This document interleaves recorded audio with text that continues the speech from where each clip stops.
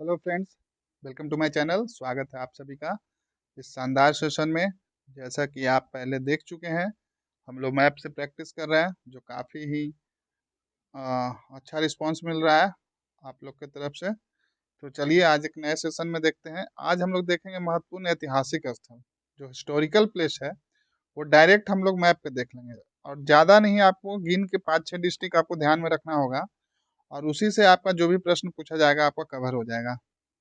5-6 नहीं तो 7-8, चलिए जो भी है देख लेते हैं। आप भी देख पा रहे होंगे।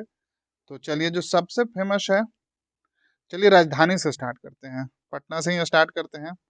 तो पटना में महत्वपूर्ण ऐतिहासिक स्थल क्या क्या है, तो देखिए क्या क्या घटना हुआ था या स्थल, उस पे क्यों वो फेमस है। तो पटना में ध्यान रखिएगा, प्रथम जैन संगति कहाँ हुई थी, तो पटना में। तो देखिए आपका मैप से डायरेक्ट आपका प्रैक्टिस हो रहा है इस तरह से, बहुत ही आसान। आप अगर डायरेक्ट आंसर नहीं याद रहेगा, आप मैप से कीजिएगा तो आपको ज़्यादा अच्छे से और ज़्यादा आसानी से और ज़्यादा लंबे समय तक याद रहेगा। ये ह्यूमन नेचर है, इसमें कोई साइंस नहीं है, ये एक तरह का नेचर है, ह्यूमन नेचर है। कोई जादू नहीं करने वाला हूँ मैं, बस मैं आपको इस तरह से प्रैक्टिस करवा रहा हूँ कि एटलीस्ट आप एग्जाम तक ना भूलें। तो चलिए पटना को देख लेते हैं। तो पटना जो है, पहला जन संगति यहीं हुआ था, और तृतीय क्या हुआ था, बौद्ध संगति। फिर उदाइन जो है, उदाइन की राजधानी जो राजगीर से कहाँ शिफ्ट होके आया था, तो पाटलिपुत्र, यानी कि उदाइन की राजधानी थी। और मौर्य साम्राज्य की राजधानी भी यही था आपका, पाटलिपुत्र। कौटिल्य, अश्वघोष, आर्यभट्ट, ये तीनों यहीं से थे। और पटना साहिब में 10वें गुरु गोविंद सिंह का जन्म हुआ था। तो ये इम्पोर्टेंट था पटना।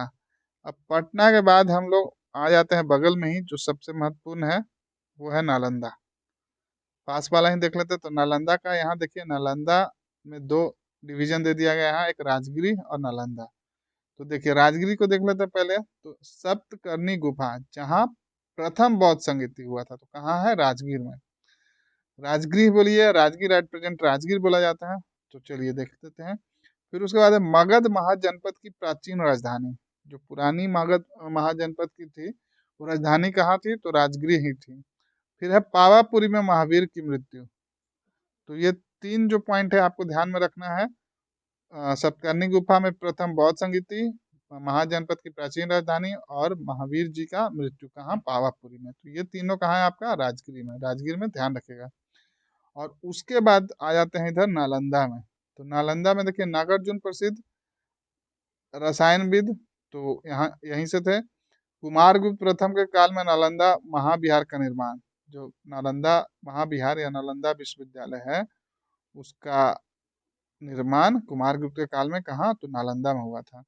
फिर है बिहार शरीफ में उदंतपुरी महाविहार, जो कि पाल शासक गोपाल ने बनाया था।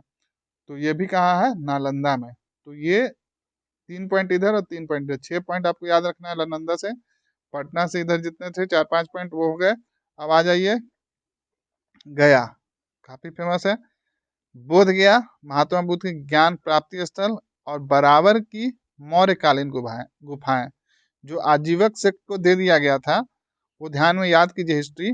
तो ये जो बराबर की गुफाएं हैं, गया डिस्ट्रिक्ट, गया टाउन से 30 किलोमीटर के लगभग में, जहानाबाद जाने वाले रोड में ये पड़ता है, बराबर की मौर्यकालीन गुफाएं।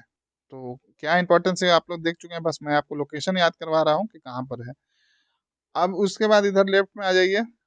एक तरह से हम लोग इधर ही हैं सब।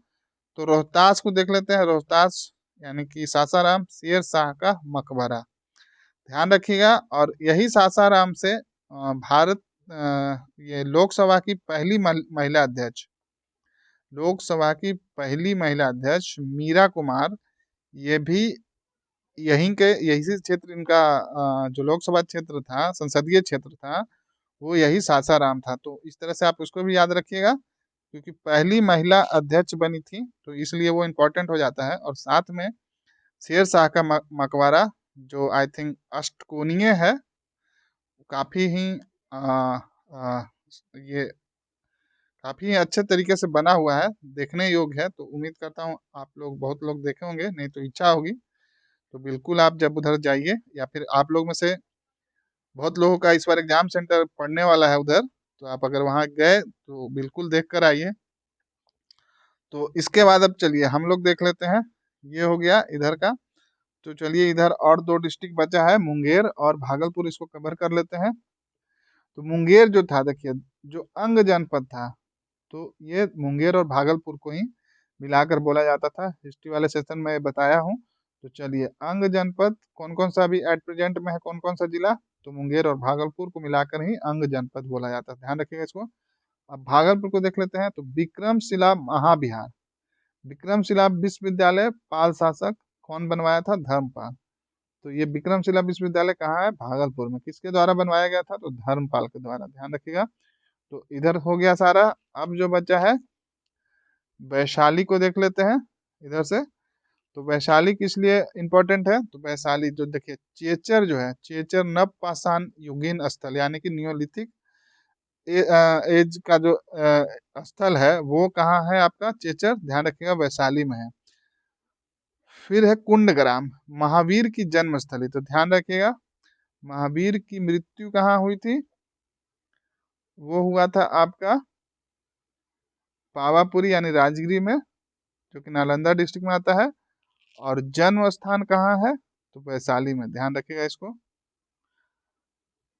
और और फिर उसके बाद द्वितीय बौद्ध संगीति, तो प्रथम कहाँ हुआ था, राजगीर में, दूसरा वैशाली में, और तीसरा देखिए यहाँ पे तृतीय कहाँ, पटना में, और चौथा सभी को पता होगा आपका कश्मीर में हुआ था।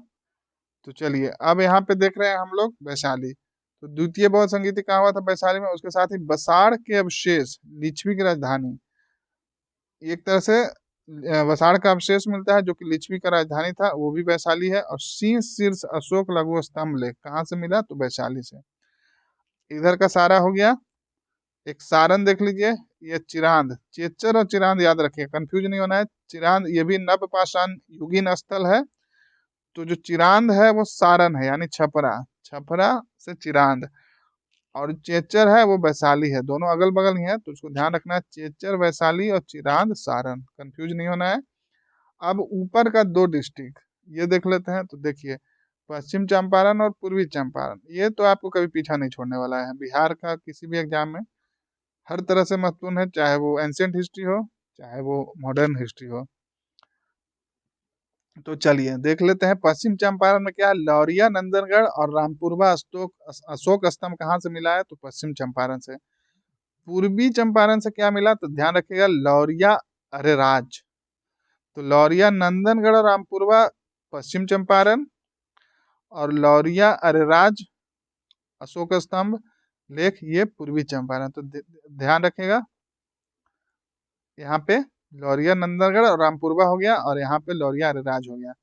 तो इस तरह से जितने भी ऐतिहासिक स्थल थे वहाँ पे क्या घटनाक्रम हुई, क्या पाया गया, वहाँ से हम लोग कवर कर चुके हैं। तो एक छोटे से वीडियो से आपका देखिए 1 से 2 प्रश्न आराम से फंसने वाला है। तो आप इसको बार बार रिवाइज कीजिए। आपके पास ब्लैंक मैप है बिहार का, तो आप बिल्कुल इस तरह से बना लीजिए, आपको काफ़ी हेल्पफुल होगा। आप एक बार खुद से बनाइएगा, वो तो आपको एक तरह से दिमाग में वो फीड हो जाएगा।